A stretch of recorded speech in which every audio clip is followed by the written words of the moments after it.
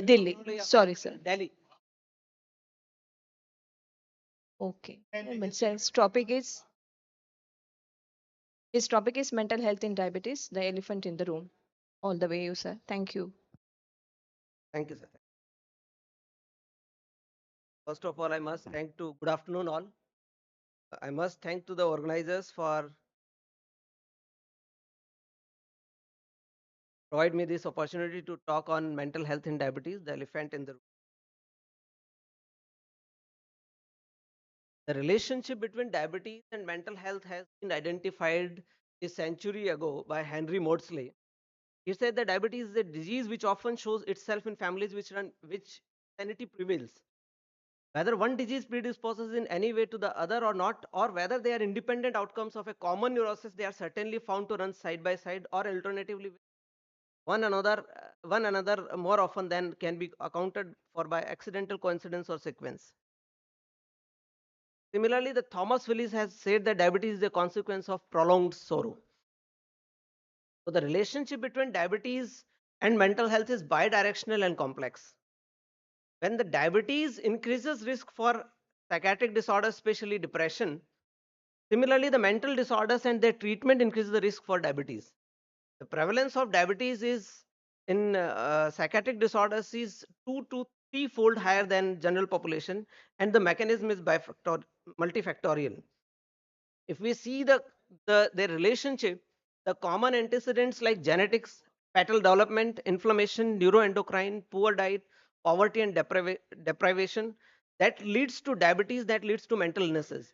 And the mental illnesses, because of uh, their poor lifestyle and their psychotropic medications, they lead to type 2 diabetes, and they can also lead to the metabolic syndromes, which because of insulin resistance ultimately can lead to diabetes. So uh, the mood disorders seen in diabetes are two types. One is diabetes related distress, and another is clinical depression, is syndromal depression, as per the diagnostic criteria.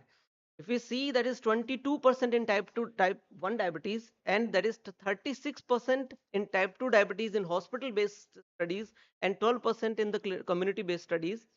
The reason is probably the people who are visiting to hospitals might be having severe diabetes, or probably the better tools were utilized to study the prevalence of depression in the diabetes. The diabetes itself increases 37% risk of depression as per the meta-analysis of 9 cohort study. The risk factors are primarily, as we talked, female, adolescent, young adults, and older adults, poverty, few social support, stressful life events. Especially use of insulin has increased the risk of depression around more than 50%. The reason might be the people who require insulin, they have poor glycemic control. They experience the hyperglycemia and hypoglycemic episodes, which might be having effect on the brain functioning. High illness burden, longer duration of diabetes, physical inactivity, overweight. The imaging studies have shown that hippocampal atrophy and hippocampal neurogenesis gets affected by recurrent hyperglycemia and hypoglycemia. People who have microvascular complications, especially sexual dysfunction, as we see the psychosexual clinic, also people who come with the erectile dysfunction or sexual problems, we ask the first take is whether do you have diabetes or not. So people who have sexual dysfunction, people who have painful peripheral neuropathy and nephropathy, they have, that is the strongest predictor for depression. If anyone who is visiting with these complications, we should ideally screen these patients for the depression. The consequences are poor quality of life. It worsens the clinical outcome, reduces the motivation for their treatment and their adherence with the diabetic medications. It increases the macrovascular complications by 38% and microvascular complications by 33%, like diabetic retinopathy, peripheral neuropathy, and increases the cardiovascular mortality by more than twofold. Anxiety disorder, the studies in anxiety disorders are cars because anxiety disorders are, there are multiple anxiety disorders, and to study one anxiety disorder, all the anxiety disorders in any syndrome, it becomes difficult. As per the few studies, the current prevalence of generalized anxiety disorder is 13.5%, and lifetime prevalence is 20 to 20.5%. The anxiety symptoms are increased by 48% anxiety disorders are by 20%. There's a wonderful study which was done in more than 3,000 adults with diabetes using Mini. Mini is a diagnostic interview scale used commonly in the psychiatry, by which the overall prevalence of anxiety disorder is 18% and generalized anxiety disorder is 8.5%, panic disorder is 5.1%. There is a wonderful study which has shown that the people who have anxiety disorders or anxiety symptoms, they also have increased incidence of diabetes by 50%. So people who have anxiety disorders or symptoms, they are also at risk for developing diabetes. The risk factors are similar to depression, which we have talked about. People who have hypoglycemic incidents, they are likely to experience post-traumatic stress disorders. If anyone who is visiting with the history of hypoglycemic episode, rule out the PTSD in such case. The mechanism linking diabetes and anxiety disorders are hypothalamic pituitary axis dysfunction, where counter regulatory hormones like glucagon, adrenaline, noradrenaline, cortisol, and growth hormones can play a role. Autonomic nervous system dysfunction, the immune system dysfunction, metabolic system dysfunction, and renin angiotensin aldosterone system dysfunction can link diabetes with anxiety disorders. The consequences are persistent hyperglycemia, because maybe because of counter regulatory hormones, poor quality of life. And the, about the mortality, the evidences are contradictory. Few of them say that there is a 20% increase in mortality in the men, while it does not increase the risk of mortality in women. E- Eating disorders, there are three types of eating disorders: anorexia nervosa, bulimia nervosa, binge eating disorders. The prevalence in type 1 diabetes is 0.9% in clinical database, 27% in females, and 8.6% in males in population based studies. In type 2 diabetes, binge eating disorders are 1.4 to 29% binge eating disorders, and 3.8% night eating disorders. The risk factors for eating disorders are people who have predisposing traits like perfectionism, low self-esteem, or emotional dysregulation. We all know whenever there is some emotional disturbance or mood disturbance, people used to overeat. Similarly, it can also, when the patient knows that they have been diagnosed with the diabetes, they have been advised not to take particular food, they start remaining preoccupied with the particular foods that I need not to take that. That can trigger maladaptive behaviors, maybe binge eating, maybe strict dieting, or restricting insulin use. The consequences are, because the eating disorders are likely to cause electrolyte abnormalities. The risk is for diabetic ketoacidosis increases in such patients, and sometimes they do binge eating, or sometimes they take the normal amount of their food, so they can experience the hypoglycemia. They are more likely to experience micro and macrovascular complications, and mortality increases by 16-fold. Severe mental illnesses, the risk of severe mental illness, the diabetes in severe mental illnesses are 2 to 3-fold increased risk. Prevalence of diabetes is 10.2%. The people who experiences multiple episodes of severe mental illnesses, either it is schizophrenia, psychotic episodes, or bipolar disorder, they are more likely to develop diabetes. More common in women, risk increases with the age. The mechanism might be diabetes itself, as per the evidence, does not increase the risk of severe mental illnesses, means psychotic illnesses and bipolar disorders. But the severe mental illnesses and diabetes can have a common occurrence by genetics, environmental and biological effects of illness, and definitely antipsychotic medications contribute into that. Genetics is GSK3, uh, serine threonine protein kinase AKT1, D2 receptor gene, tyrosine hydroxylase gene, TCF7L2 gene, brain BDNF, and related pathway genes. Both of these the genetic mechanisms play role in diabetes, that play role in the severe mental illnesses both. Antipsychotic medications, in addition to the weight gain, they also have effect on the beta cells. They can decrease the pancreatic beta cell responsiveness by blocking the 5-HT1A and 5-HT2A2C receptors.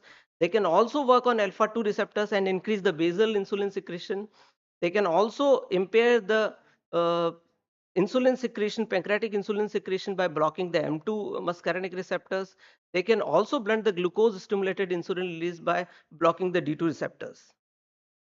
The consequences are higher rates of microvascular and macrovascular complications, acute metabolic dysregulation because diabetes itself causes metabolic dysregulation, and severe mental illnesses also causes metabolic dysregulation.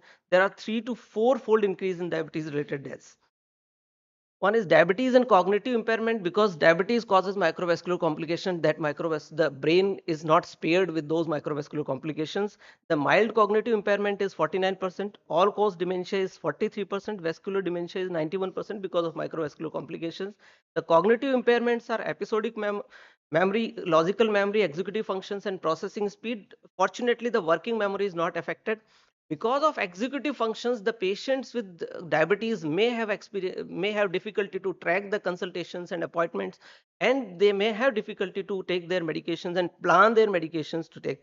Yesterday my father asked me that I have forgotten few of the medicine at the moment that yesterday I have finished them. I can understand that he might be also experiencing executive function impairment.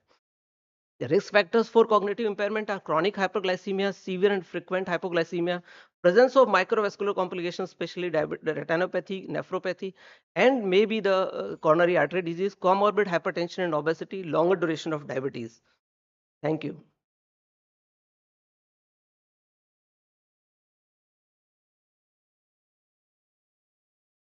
We'll take questions afterward, or shall we? Afterward. Questions. Okay. Thank you. Next.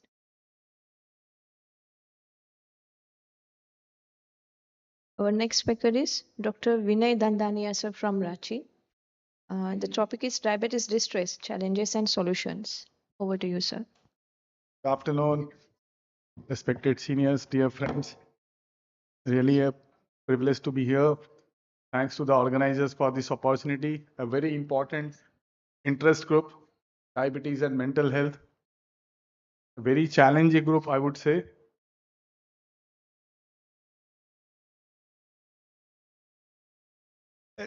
So can I, You heard about? I'll talk about your biodata, please. Yeah. Dr. Vinay Dadania is Dandanya is Secretary RSSDI Jharkhand State, is a life member of RSSDI, DFSI, UDF, Red Cross, IMA, AARO, is member Endocrine Society and AAC USA, alumni of ISB Hyderabad, principal institute of ICMR, INDIAB study from Jharkhand. 14 publications in intestinal disorders, consultant in diabetes at NMMSS and Orchid Medical Center, Ranchi. Over to you, sir. Thank you, sir. Thank you, sir. Thank you very much for that kind introduction. So you heard about depression, we heard about eating disorders, and we heard about major psychiatric illness. I'm going to talk about diabetes distress and a little bit of differentiation, how you can do with depression and major depressive diseases. So this is going to be the overview of my presentation. So what is diabetes distress? Diabetes distress is defined as a persistent emotional response characterized by extreme apprehension, discomfort or dejection due to perceived inability in coping with the challenges and demands of living with diabetes. And diabetes care professionals must work to identify the cause or etiopathogenesis of diabetes distress and minimize its impact. For this, we need to be empathetic in our clinic. We have to be good listener, and we need to talk to the patients when they come to your clinic for the first time. Understanding the hidden struggles of living with diabetes is burden of self-care, interpersonal issues. I'll give you a very recent example which I faced in my clinic. A young couple came to my clinic from Jamshedpur, and the husband got diabetes recently, and they got married 3 years back. The lady very clearly asked, should I continue my life with him? Should I continue my married life with him with diabetes? I have read so much in Google, and they say he can get all these complications, this and that. So I just come all the way from Jamshedpur to meet an expert to know whether I should continue my life with diabetes. These are the interpersonal type issues which you get in real life. Emotional worries regarding the ability to cope with illness. Relationship with caregivers and healthcare professionals also is very important. Prevalence of diabetes distress in adults and adolescents with type 1 diabetes is very, very common. They become powerless. This is the most common at the baseline. And in a study, the prevalence and 9 months incidence of elevated diabetes distress were reported as 42.1% and 54.4% respectively in type 1 diabetes. And believe me, it's more of a distress to the parents than actually the patients itself. The children who are in the age group of 4 and 5 doesn't much understand about it, but the parents are really in a big distress. And in type 2 diabetes, you find there was a 36% overall prevalence of diabetes distress noted in a meta-analysis of 55 studies in type 2 diabetes. What is important is time points in diabetes mellitus patients associated with increased levels of diabetes distress is identifiable period during which patients have the probability of high levels of distress is at the time of diagnosis. The most common is denial. मेरे को कैसे हो सकता I don't have any problems. I went for a routine checkup and I've been picked up with diabetes. They go to multiple labs to get their reports confirmed.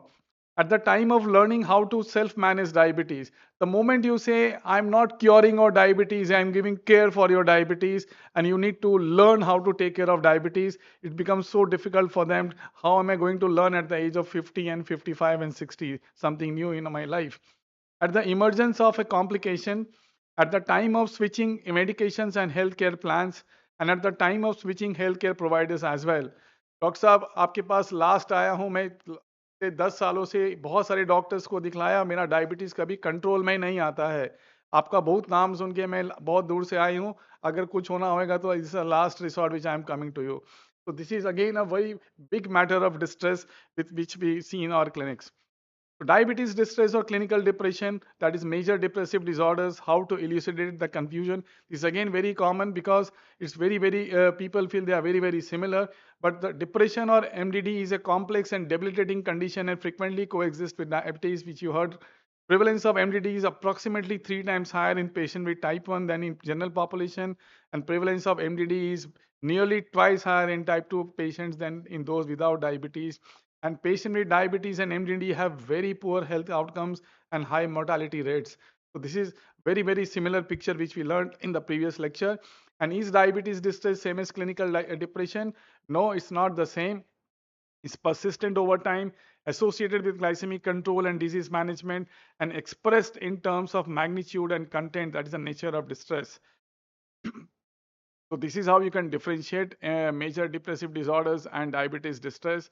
MDD is defined by presence of at least 5 of the 9 well-defined symptoms that persist for at least 2 weeks. Whereas diabetes distress is defined by the context of diabetes and its management and includes a wide range of emotional experiences. So emotional experiences may not be real symptoms or signs in those patients. They are just expressive, more of expression. MDD is based on patient symptoms. Diabetes distress is based on source of diabetes distress. And MDD is considered as a comorbid psychiatric disorder, whereas diabetes distress is not considered as a separate condition indicating psychopathology, forms a part of spectrum of diabetes mellitus. So there is again difference between depression and diabetes. Patients with depression have depressed mood, diminished interest, change in appetite, insomnia or hypersomnia, psychomotor agitation or retardation, fatigue, feeling of worthlessness or guilt, diminished concentration, and not to forget suicidal intent as well. And the patient with depression will usually have some warning signals as well. Doctor, I don't want to live anymore with diabetes. I don't want to take 4 or 5 tablets in a day. I mean, they will give you few warning signs which is not there in diabetics, diabetic with distress. Unmotivated, burnt out, overwhelmed, frustrated, angry, guilt, fear, and lonely. So patients are diagnosed with depression are diagnosed on the Diagnostic and Statistical Manual of Mental Disorder Criteria and Patient Health Questionnaire. And I was sharing with Shefali was sharing with me that she gives some questionnaires to her patients in the clinic when they are waiting in the OPD to fill up the forms. I think that is a very good suggestion, and that may actually help in early diagnosis of depression and mental health disorders. Diabetes distress problem areas in diabetes and diabetes distress scale. So I'm not going to talk much on screening and diagnosis because there's going to be a separate lecture for this. Just I will run through this need for development of diabetes distress scale. The 2-item diabetes distress screening scale. There are 17-item diabetes distress screening scale. So there are multiple ways where you can actually pick up your patients early in the course of disease. So these are the major sources of diabetes: distress, powerlessness, especially in type 1, negative social perception, friend or family distress, physician distress, hypoglycemic distress, management distress, eating distress. And here I also wanted to include social distress, which is common in elderly today. The elderly people are, just 2 more minutes, 2 more minutes. Elderly people are staying alone, children are staying somewhere else, someone in US, someone in Hyderabad, or someone in Bangalore, not in staying with them. They are really very scared all the time. If something goes wrong, who is going to take care of them? So that is again a very big problem in the community today. So these are the coping skill assessment, primary investigation, 6 coping skills: negativity, acceptance, planning, blame, optimization, and action. So how do you manage? There are few interventional strategies: improve self-perception, improve coping skills, minimize the burden that needs to be coped up, involve other partners in coping up. I suggest most of my patients to keep a telephone number list of the hospitals nearby, the ambulance nearby, the physician, the doctors nearby, so that they can always be in touch with them very easily. Both the spouses, I ask them to keep the numbers very safely. So diabetes therapy by the ear, standing self-care, healthy dietary habits, being physically active, self-administration of medicines, self-monitoring of blood glucose levels. Many a times elderly people, they confuse in taking pills and injections.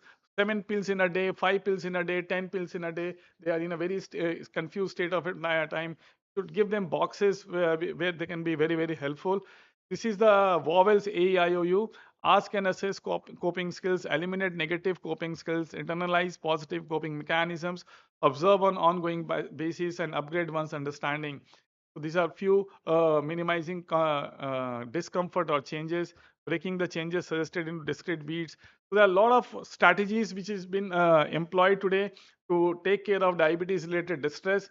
And it is very important that we actually sit with the patient, talk to them, and try to take care of it. It has to be very individualized, because every patient sitting in your clinic has a different coping mechanism, different resources, different funding, different uh, uh, capacity to spend money.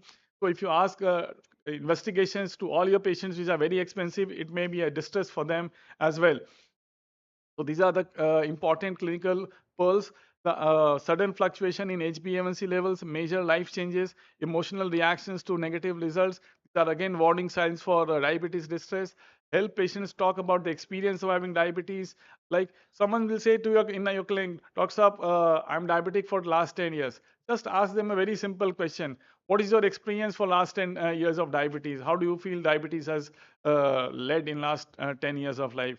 They will tell you, I was fine till 6 months back, after which I'm having all these problems. So identify specific source of their distress, normalize these feelings, help patients cope with distress. So the key messages is that diabetes distress refers to emotional response encompassing extreme apprehension and discomfort consequent to perceived inability to cope with challenges of living with diabetes. Differentiation of diabetes distress from clinical depression is crucial to implement appropriate treatment strategies, and identification of cause of distress and optimization of practical aspects of diabetes distress management contribute for overall health and well-being of the affected individual. So I thank you all for your patient listening.